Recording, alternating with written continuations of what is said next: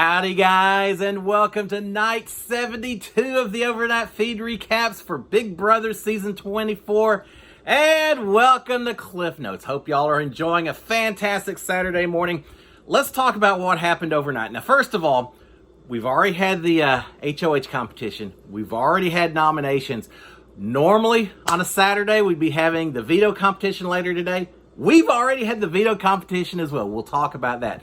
But first, as a bit of a refresher, remember that Taylor had won HOH. She nominated Brittany and Turner to go on the block.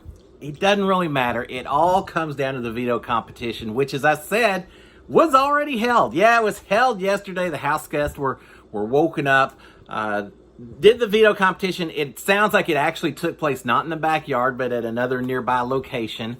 It sounds like it was some kind of a combination maybe of a scavenger hunt or something. It was called Math Fest. And when the house guests came back, they all had on costumes that had different math equations on, or math symbols. But Math Fest, maybe some kind of scavenger hunt, but certainly involving days that different events happen. The memory competition that we practice for every season in Big Brother, it happened this veto competition. And the winner of Math Fest, the winner of the most important veto competition of the whole season, is Monty. Monty's turning it on here at the end. I knew he was throwing comps at the beginning of this season, and now that the comps have become lots more important, he's winning a few of them. He's winning the important ones. Monty has won the veto competition. Taylor had already, because she won HOH, guaranteed herself a ticket into the final three. Now Monty has won veto, guaranteed himself a ticket into the final three. He has the big decision to make at this point in time. He won't change the nominations because that means he would be on the block. That's not going to happen. Instead, Monty has to choose between Brittany and Turner. Who's he sending out the door? Who is he bringing along with him and Taylor to the final three? That's what we're going to have to find out about. Now, what does Monty want to do? Monty wants to take Turner to the final three. He'd like to have himself, Turner, and Taylor. His thinking is that way.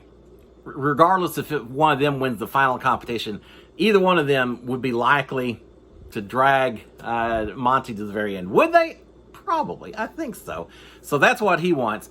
Taylor's thinking a little bit differently. Taylor is thinking that she would much rather have Turner head out the door and have Brittany go along to the final three with herself and Monty as well. She knows Brittany would take Taylor over Monty, so they've got slightly different ideas on how they want to do it. Now, a little bit different schedule this week. Everything's been accelerated because we don't have the Wednesday night episode. But the other thing, too, a veto ceremony at this point, quickest ceremony you could possibly have, because obviously Monty's not going to use it. Everyone knows he's not going to use it, so there will not be a veto ceremony on Monday. Instead, we've got until Thursday night. Apparently, it's part of the live episode. We'll have a very quick veto ceremony where Monty says, yeah, I'm not using it. They may not even do that. Julie Chen may just say, because you're off the block, there's no need to even have a ceremony. And at that point, then, Monty will be the sole vote to send someone out the door. He won't even go back into the diary room to talk to Julie. He'll just stand up in front of everyone and say, Turner or Brittany, sorry, but this ends your journey. And that's how it's going to work.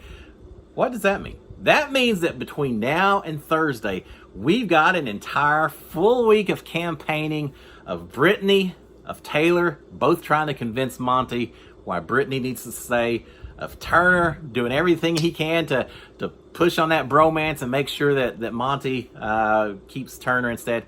We got a long week of talking, which is good, because otherwise it could be a boring week in terms of live feeds overnight and all of that. We'll find out what happens. Of course, we still have extracurricular activities to talk about. Monty and Taylor continuing to become.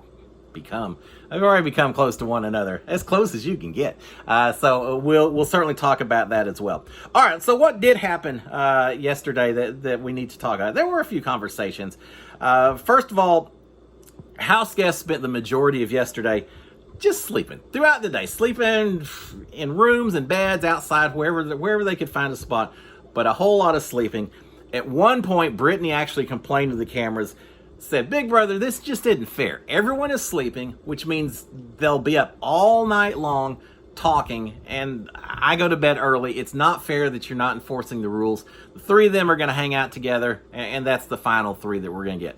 First of all, I think she's right on both respects. Certainly, I think that is the final three that does not involve Brittany. It's going to be hanging out all night long. Although now it's more just two people hanging out together all night long. But she's upset about that, and she is upset about them sleeping all day long. And I agree with Brittany on this. There are rules in place that you are not supposed to sleep between 10 and 10. And Big Brother has just been ignoring those rules all season long. And I get it from her standpoint. It changes the way the game's played. If they enforce the rules, they wouldn't be staying up all night long. It would give Brittany a little bit more opportunity to work with people. Now, I know people are saying, well, yeah, but Brittany, she can sleep during the day as well and stay up with them. That's true. But there are rules that we are expected to follow. Big Brother just gave up enforcing them this year. And I understand why Brittany's upset. As someone who maybe went to bed a little bit early and got up a little bit early as well, I get it, Brittany. It's too late to complain. It doesn't matter at this point in time. But that does make it hard. So she's complaining about that a little bit. We've got, early evening, the feeds go down. And when they come back, we discovered that the house guests got their videos from home. They're all crying. They spend the next hour or two crying. Monty immediately gets called into the diary room, and he still has tears and all that. It's hard being in that house for that long without any communication or contact with your family, to see their faces. I mean, letters from home are great for HOH, but to actually see their faces and everything, incredible feeling.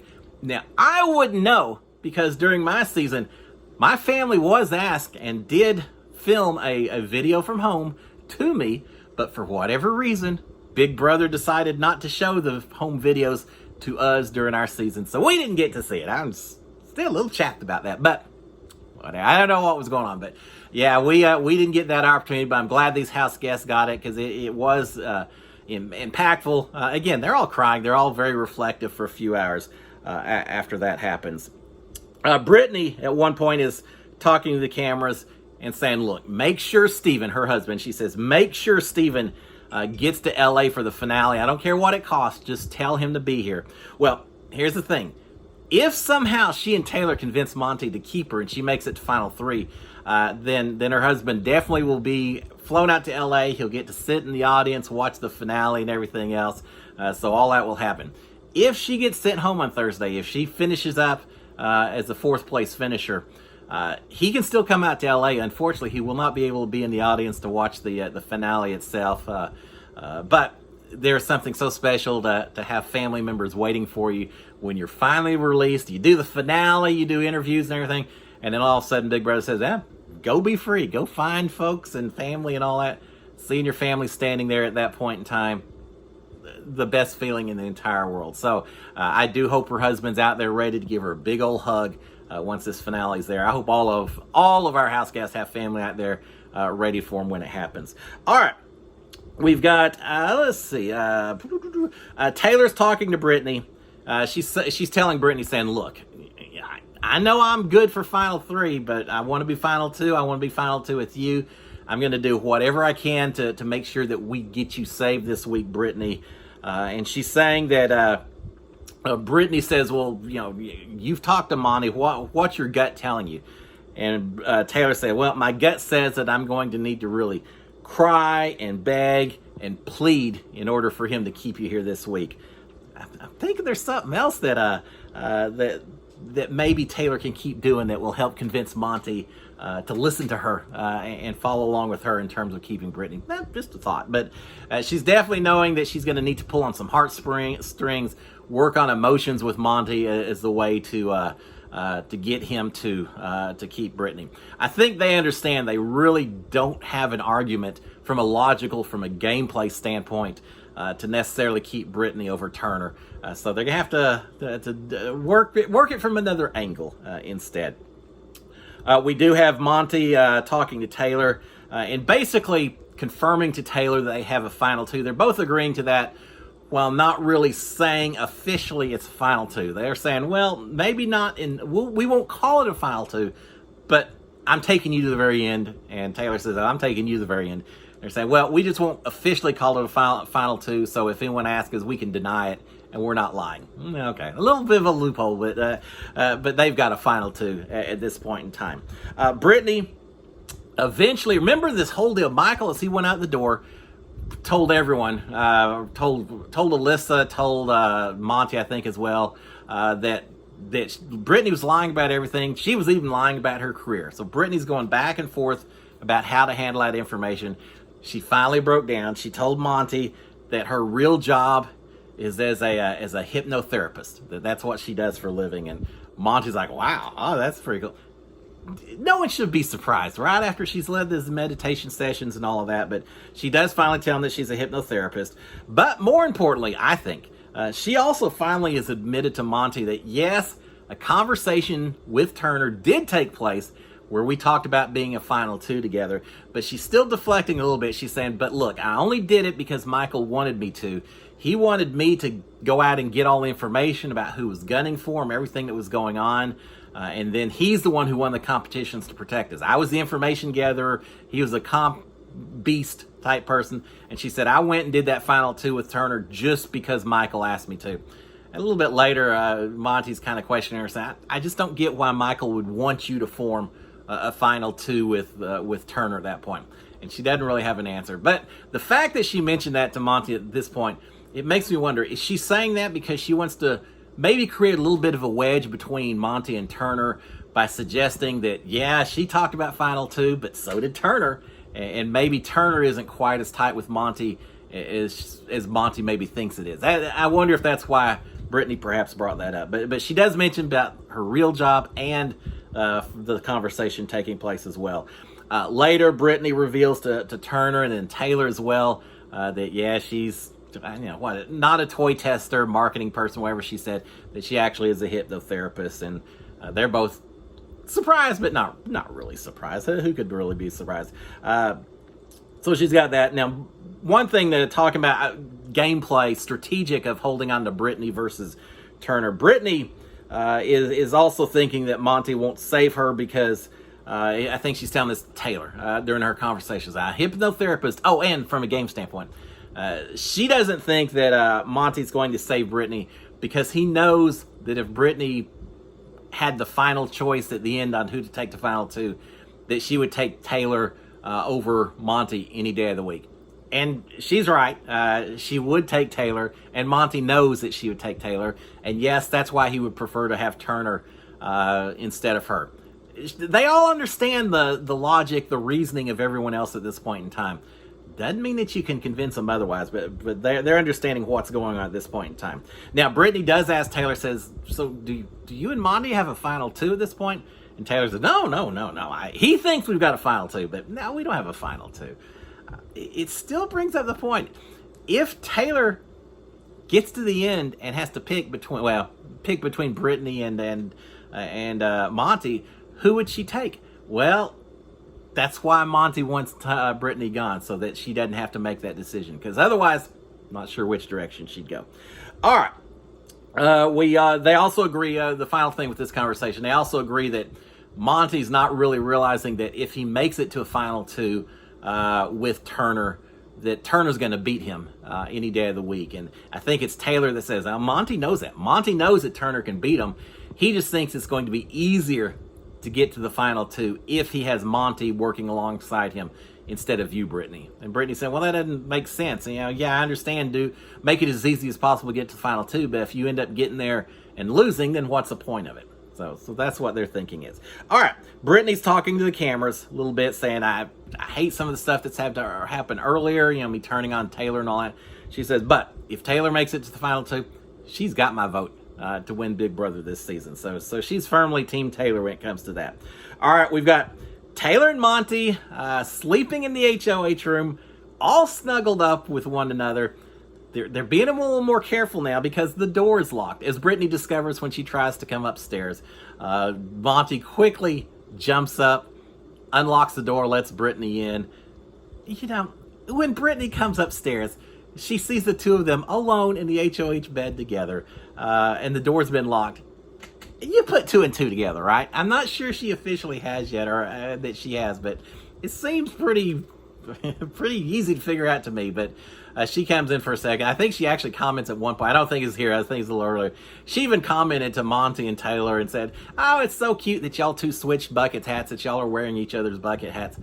When you start wearing each other's clothes, that should give you a sign as well, right? So anyway, so they're being careful. They're keeping the door locked while they snuggle up, and Brittany's come in for just a little bit, and then she leaves after that. We've got Taylor and Monty talking in the HOH room. She is definitely, and this a couple different conversations throughout the evening, the same theme. She's definitely pushing the benefits of Brittany, how Brittany's played. She respects her game, and she's a hard player and all of that. How much Turner has been lying throughout the whole game. How dangerous he is, both from a competition standpoint and from a jury vote standpoint. Taylor's definitely trying to spin Brittany as the better choice over Turner. Monty's really not buying it, but I'm not sure he really wants to talk about it that much either. Monty is, though, talking. He's spilling his guts. He's to the point in the game where it probably doesn't matter how many of the past secrets you reveal when you get this few people, except when it comes to jury arguments. You want to hold on to some stuff that you want to be able to present to the jury. If you tell too much information about what you've done in the past, it may make the other person, such as Taylor, have a little bit better feel for maybe how you're going to argue your case, things like that. So you still have to be careful about information. But Monty's talking about Dire Fest, how he got pulled into that group of four right when the two groups came back together. He denies to Taylor that he was ever working with the guys. That just didn't actually happen. Well, it kind of did, but he's mentioning that. At one point, we've got they break up for a little while. We've got Brittany and Taylor talking about what's going to happen once they get out of the house. That there's going to be lots of DMs and texts to get caught up on. They start talking about podcasts. Brittany has one. I can't remember. She's got one podcast that she listens to all the time. That she's really hoping they invite her to come on and do some interviews and all that. Maybe Cliff Notes. Maybe we'll bring in some guests and talk about it as well. But they're talking about afterlife after they get through with Big Brother. All right, we get Monty and Taylor back up in the HOH room talking a little bit more. They're talking about the fact that they've made it to Final 3, but they've made it to Final 3 and they didn't have to do it like last year. They made it to Final 3 a little bit more natural, with a more diverse group of people. The people of color weren't necessarily just all working together. They kind of were going after each other, and they feel really proud that they've made it to the Final 3 the way they did, as opposed maybe to last year. So they're talking about that. Monty's talking about Brittany, and he's saying, I wonder if Brittany's being truthful when she says this was all just Michael getting her to do all this stuff. Was she really just following his lead the whole time, or was he just was this more of her that she's letting on, or was she just all the Michael, blame it all on Michael instead? Well, that's part of Brittany's strategy. Brittany has said that she wants to make herself look as less threatening as possible, and part of that is to make it seem as though she had no game whatsoever from start to finish. She was just Michael's pawn, and hoping that could make a difference in terms of Monty's decision. Don't think it will, but we shall see. When it comes right down to it, Brittany is not convincing Monty to take her to the Final 3. If she gets taken to the Final 3, it's not because of anything that Brittany's done. It's going to be because whatever arguments made in whatever form possible, but arguments made by Taylor, not by Brittany. Taylor's the one that's going to determine whether Brittany makes it to Final 3 or not Brittany. It's just the way it is. All right, so Monty and Taylor are talking about Brittany, whether she's truthful or not. Monty at one point says, look, Brittany's lied about so much stuff. I trust Turner. Yeah, maybe Turner's a little dangerous, but I still trust Turner over Brittany any day of the week, Taylor. That's not what Taylor wants to hear. Taylor's trying to convince him otherwise. Taylor's talking about the fact that she's still dealing internally with the fact that Brittany threw her under the bus with this last vote where she voted send Taylor out the door, tried to flip the vote. She says, I'm still trying to deal with that. It's still difficult knowing that she did that to me. Is she trying to convince Monty that maybe she and Brittany are not as close as Monty thinks she is by reminding him that Brittany was that close to booting her out the door? I think she's trying to portray it as though, we're the last two women, but that doesn't mean that we're that tight, Monty. I think Monty knows better than that, but she's trying to do what she can as well. And then with that, they get up, They go into the HOH shower, hang some clothes up, towels up to cover up the door, get a little more privacy. Enter the shower together. I'm sure they're just in there soaping each other's backs, right? You got to stay clean and all. So they're taking a shower together, and at that point, just to be certain, the feet's cut away from the HOH room. So again, I'm sure it's just a matter of making sure each other's clean and all. But they cut away. Feeds cut to Turner sleeping on all the cameras. At that point in time, it's about 3 o'clock in the morning. It didn't look like there was going to be a whole lot more activity going on that Big Brother was going to let us see anyway. So we call it a night at that point. So house guests, yeah, eventually they're all asleep. Brittany was asleep way before that as well. So at least some of the house guests asleep, and others, who knows? So we call it a night with that, and that's it, guys. So the big themes of the evening is Monty has now punched his ticket to Final 3. He'll be going with Taylor. It's all about Brittany or Turner. Who do you keep? And as I said, Brittany's not making a decision. It's all about Taylor and whether she can convince Monty to switch on what his gut is telling him and his brain, that he needs to take Turner, not Brittany.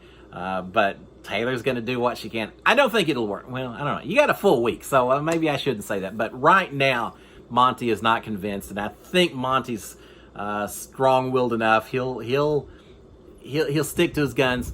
But again, we got a week to go. We'll find out. In the meanwhile, guys, it's going to be an interesting Saturday. We'll see what happens. I will be back tomorrow morning to give you the scoop, the update. See how many more times maybe the feeds get cut for all kinds of reasons. But until then, guys, y'all enjoy y'all Saturday.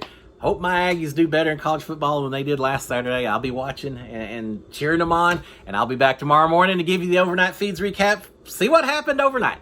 Guys, until then, SKD 143. Cheers, my friends. Bye.